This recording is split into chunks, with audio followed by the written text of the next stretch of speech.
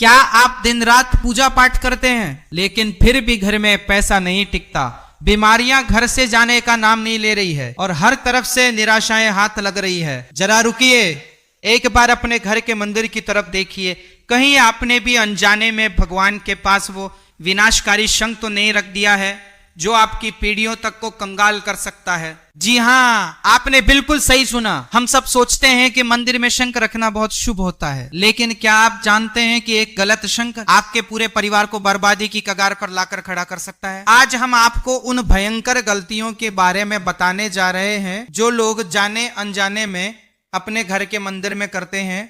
इसमें से जो तीसरी गलती है वे इतनी आम है कि शायद इस वक्त आपके मंदिर में भी वही हो रहा होगा। ये तीसरी गलती सीधे तौर पर घर में भयंकर दरिद्रता और दुर्भाग्य का कारण बनती है। वह गलती क्या है ये हम आपको आगे बताएंगे, लेकिन उससे पहले हमें यह समझना होगा कि शंख आखिर इतना शक्तिशाली क्यों है और ये कैसे एक झटके में राजा को रंक बना सकता है। शंख को हिंदू धर्म में बहुत ही पवित्र माना गया है। यह साक्षात माता लक्ष्मी का भाई है, क्योंकि जब देवों और दानवों ने मिलकर समुद्र मंथन किया था तो उसमें से 14 अनमोल रत्न निकले थे। उन्हीं रत्नों में से 8वें स्थान पर शंख प्रकट हुआ था। माता लक्ष्मी भी उसी समुद्र मंथन से प्रकट हुई थी। इसीलिए कहा जाता है कि जहां शंख होता है वहां माता लक्ष्मी खींची चली आती है। लेकिन यहीं पर लोग सबसे बड़ा धोखा खा जाते हैं। हर शंख शुभ नहीं होता। कुछ शंख ऐसे होते हैं जो समुद्र के गहरे अंधेरे कोनों में नकारात्मक ऊर्जा को सोख कर बनते हैं। अगर ऐसा शंख आपके घर आ गया तो समझ लीजिए कि उल्टी गिनती शुरू हो गई। चलिए सबसे पहले बात करते हैं उस रहस्य के बारे में जो बहुत कम लोग जानते हैं। क्या आपने कभी सोचा है कि भगवान शिव की पूजा में शंख का इस्तेमाल क्यों नहीं किया जाता? शिव जी पर शंख से जल क्यों नहीं चढ़ाया जाता? इसके पीछे एक बहुत ही रहस्यमयी और डरावनी कथा है जो शिव पुराण में मिलती है। प्राचीन काल में शंखच नाम का एक भयंकर और महापराक्रमी असुर था। शंखचूर दंभ का पुत्र था और उसने कठोर तपस्या करके ब्रह्मा जी से अजय होने का वरदान प्राप्त किया था। शंखचूर की पत्नी का नाम तुलसी था, जो बहुत ही पतिव्रता स्त्री थी। अपनी पत्नी के सतीत्व और ब्रह्मा जी के वरदान के कारण शंखचूड़ तीनों लोकों में हाहाकार मचा रहा था। उसने देवताओं को स्वर्ग से निकाल दिया और चारों तरफ अपना आतंक फैला दिया। परेशान होकर सभी देवता भगवान शिव की शरण में गए। भगवान शिव ने शंखचूर का वध करने का निश्चय किया। एक भयंकर युद्ध हुआ जिसमें भगवान शिव ने अपने त्रिशूल से शंखचूर को भस्म कर दिया।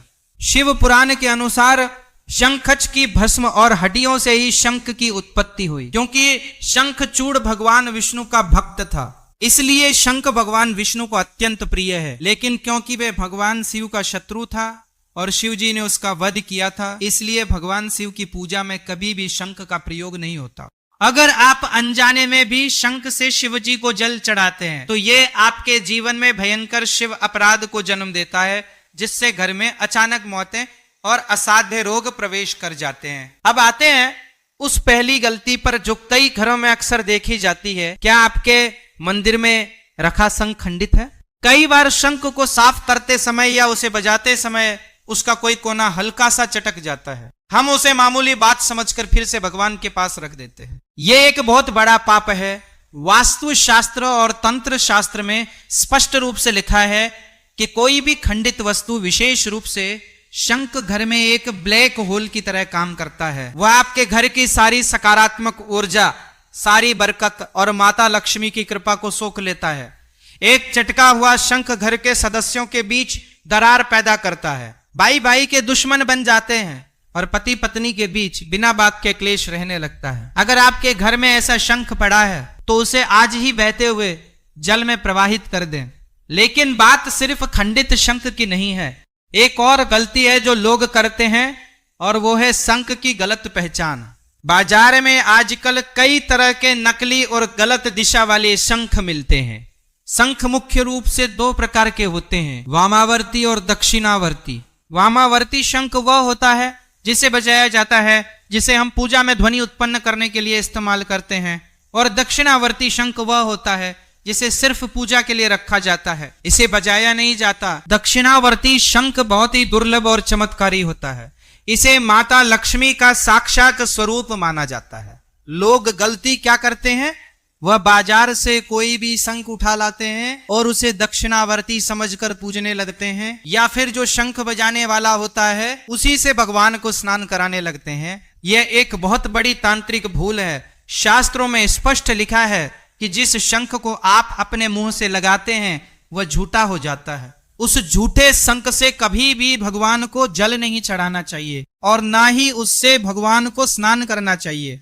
अगर आप ऐसा करते हैं तो आप भगवान का घोर अपमान कर रहे हैं। इससे देवता रुष्ट हो जाते हैं और जिस भर से देवता रुष्ट हो जाए वहां दरिद्रता को आने में समय नहीं लगता। बजाने वाला शंख अलग होना चाहिए और पूजा में अभिषेक करने वाला शंख बिल्कुल अलग होना चाहिए। दोनों को एक साथ मिलाना विनाश को निमंत्रण देना है। और अब हम उस तीसरी ओर सबसे भयंकर गलती की तरफ बढ़ रहे हैं, जिसका जिक्र हमने शुरुआत में किया था। ये वह गलती है जो देखने में बहुत सामान्य लगती है, लेकिन इसके परिणाम इतने घातक होते हैं कि इंसान को समझ ही नहीं आता कि उसके साथ क्या हो रहा है। व्यापार अचानक ठप हो जाता है, नौकरी छूट जाती है और घर में रखा हुआ पैसा पानी की तरह बहने लगता है। ये गलती शंख को रखने के तरीके से जुड़ी है। ध्यान से सुनिएगा, क्योंकि ये आपके घर की दिशा और दशा दोनों को बदल सकता है। वह तीसरी सबसे बड़ी गलती है मंदिर में दो शंख एक साथ रखना और शंख को खाली या उल्टा रखना। जी हाँ, कई घरों में देखा गया है कि लोग एक ही मंदिर में दो दो शंख सजा के रख देते हैं, एक भगवान विष्णु की मूर्ति के पास और दूसरा माता लक्ष्मी के पास। यह वास्तु का सबसे भयंकर दोष है। शास्त्रों के अनुसार एक ही पूजा स्थल पर या एक ही मंदिर में कभी भी दो शंख नहीं रखने चाहिए। जब दो शंख एक साथ रखे जाते हैं तो उनकी ऊर्जा आपस में टकराती है। यह ऊर्जा का टकराव घर के वातावरण में एक ऐसा तनाव पैदा करता है जिससे घर में हमेशा बेचैनी बनी रहती है, रातों की नींद उड़ जाती है और परिवार के सदस्यों में एक अजीब सा डर और चिंता घर कर जाती है। अगर आपके पास दो शंख हैं तो एक शंख को किसी लाल कपड़े में बांधकर अपने घर की तिजोरी में या किसी पवित्र स्थान पर रख दें, लेकिन दोनों को एक साथ मंदिर में कभी ना रखें। इसके साथ ही शंख को रखने का तरीका भी बहुत महत्वपूर्ण है। शंख को कभी भी सीधा जमीन पर नहीं रखना चाहिए। शंख का स्थान हमेशा एक विशेष आसन पर होना चाहिए। आप तांबे, पीतल या चांदी के स्टैंड पर शंख को रख सकते हैं। इसके अलावा शंख को मंदिर में कभी भी खाली नहीं रखना चाहिए। यह सबसे अहम बात है। खाली शंख घर में खालीपन लाता है। ये तिजोरी को खाली करता है, अन्न के भंडार को खाली करता है। दक्षिणावर्ती शंख को हमेशा जल से भरकर रखना चाहिए। और जब भी आप सुबह पूजा करें तो उस शंख के जल को पूरे घर में छिड़के। ऐसा करने से घर की सारी नकारात्मक ऊर्जा, तंत्र मंत्र का प्रभाव और बुरी नजर तुरंत नष्ट हो जाती है। यह जल एक सुरक्षा चक्र की तरह काम करता है जो आपके घर को हर बुरी ताकत से बचाता है। एक बात और जो आपको हमेशा याद रखनी है, शंख का जो खुला हुआ हिस्सा होता है वह हमेशा ऊपर की तरफ होना चाहिए और उसका नुकीला हिस्सा आपकी तरफ होना चाहिए। शंख को भगवान की तरफ मुंह करके कभी नहीं रखना चाहिए। शंख से निकलने वाली ऊर्जा बहुत तीव्र होती है। अगर आप उसे गलत दिशा में रखेंगे तो वह ऊर्जा घर के सदस्यों को मानसिक रूप से बीमार कर सकती है। शंख को हमेशा सफेद या लाल कपड़े पर ही स्थापित करना चाहिए। शंख केवल एक पूजा की सामग्री नहीं है, एक जीता जागता ऊर्जा का स्रोत है। जब शंख बजाया जाता है तो उससे जो ओम की ध्वनि निकलती है वह घर के हर कोने में मौजूद बुरी आत्माओं और नकारात्मक शक्तियों को भस्म कर देती है। वैज्ञानिक भी मानते हैं कि शंख की ध्वनि से वातावरण में मौजूद कई हानिकारक बैक्टीरिया और वायरस मर जाते हैं। लेकिन यह तभी होगा जब आपके घर में सही शंख हो और उसे सही तरीके से रखा गया हो।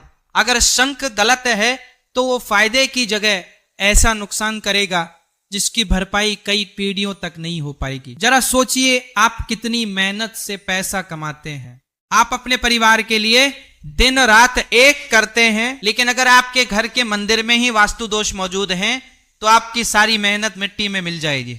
अक्सर हम देखते हैं कि कुछ लोग बहुत कम मेहनत करते हैं, फिर भी उनके पास सब कुछ होता है और कुछ लोग दिन रात पसीना बहाते हैं, फिर भी दाने दाने को मोहताज रहते हैं।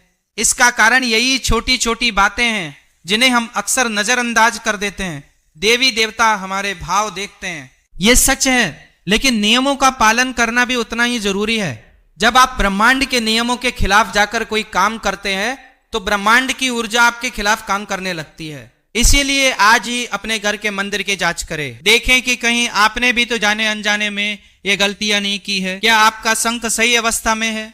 क्या आपने उसे जल से भरकर रखा है? क्या आपने उसे सही आसन पर स्थापित किया है? अगर नहीं तो तुरंत इन गलतियों को सुधारें। शंख को गंगा जल से धोकर उसे पवित्र करें, उसे तिलक लगाएं और सच्चे मन से भगवान विष्णु और माता लक्ष्मी का ध्यान करें। आप देखेंगे कि कैसे कुछ ही दिनों में आपके घर का माहौल बदलने लगेगा। जो पैसा रुकता नहीं था वो टिकने लगेगा, जो बीमारियां परेशान कर रही थी वो धीरे धीरे दूर होने लगे। घर में एक नई सकारात्मक ऊर्जा का संचार होगा और आपके रुके हुए काम अपने आप बनने लगेंगे। अध्यात्म का मार्ग बहुत सीधा है, लेकिन इसमें भटकाव भी बहुत है। सही ज्ञान ही हमें सही रास्ते पर ले जा सकता है। शंख की महिमा अनंत है। यह ना केवल धन और वैभव का प्रतीक है, बल्कि यह हमारे मन को शांति भी प्रदान करता है। जब आप शंख की ध्वनि सुनते हैं तो आपके भीतर के सारे विचार शांत हो जाते हैं और आप सीधा ईश्वर से जुड़ जाते हैं। लेकिन इस चमत्कार को महसूस करने के लिए आपको शंख के नियमों का सम्मान करना होगा। एक बात हमेशा याद रखें, भगवान की पूजा में कभी भी जल्दबाजी ना करें। हर एक चीज, हर एक नियम का अपना महत्व है। क्या आप जानते हैं कि अगर आप शाम के समय गोधूली वेला में शंख बजाते हैं तो उसका क्या प्रभाव होता है? बहुत से लोग इस बात से अनजान हैं कि शाम की आरती के समय शंख बजाना कितना चमत्कारी हो सकता है। जब सूर्य ढल रहा होता है और रात का अंधेरा फैलने लगता है, वह समय नकारात्मक शक्तियों के हावी होने का होता है। उस समय जब आप शंखनाद करते हैं तो उस ध्वनि की तरंगे पूरे घर को एक सुरक्षा कवच में लपेट लेती है। कोई भी बुरी शक्ति, कोई भी किया कराया या तंत्र बाधा उस घर में प्रवेश नहीं कर सकती। लेकिन यहां भी एक नियम है, शंख को कभी भी रात के समय नहीं बजाना चाहिए। सूर्यास्त के बाद शंख बजाना शास्त्रों में वर्जित माना गया है, क्योंकि उस समय देवता विश्राम में होते हैं। अगर आप बेमौसम या गलत समय पर शंख बजाते हैं तो आपको देवताओं के क्रोध का सामना करना पड़ सकता है। तो अब आप समझ गए होंगे कि शंख कोई साधारण वस्तु नहीं है। यह एक बहुत ही शक्तिशाली और रहस्यमय यंत्र है, जो अगर सही तरीके से इस्तेमाल किया जाए तो आपको रंक से राजा बना सकता है, और अगर गलत तरीके से रखा जाए तो राजा को भिखारी बनने में भी समय नहीं लगता। यह जानकारी सिर्फ आपके लिए नहीं है, बल्कि आपके पूरे परिवार के भलाई के लिए है। अपने घर के वातावरण को शुद्ध रखें, मंदिर को साफ रखें और यह सुनिश्चित करें कि आप जिस भगवान की पूजा कर रहे हैं, आप उनके नियमों का भी पालन कर रहे हैं। क्या आपके घर में भी शंख से जुड़ी कोई ऐसी घटना हुई है जो आपको समझ नहीं आई? क्या आपको भी लगता है कि लाख कोशिशों के बाद भी घर में बरकत नहीं हो रही है? अगर हाँ, तो हो सकता है कि इसका कारण आपके मंदिर में ही छिपा हो। आज ही अपने मंदिर की व्यवस्था को सही करें। भगवान कभी किसी का बुरा नहीं चाहते। हम खुद अपनी अज्ञानता से अपना नुकसान कर बैठते हैं। सही ज्ञान को अपनाएं और अपने जीवन को सुख और समृद्धि से भर दें। क्या आप चाहेंगे कि हम वास्तु शास्त्र और मंदिर के नियमों से जुड़े ऐसे ही और भी गहरे और अनसुने रहस्य आपके सामने लेकर आए, जो आपके जीवन की हर परेशानी को जड़ से खत्म कर सकते हैं?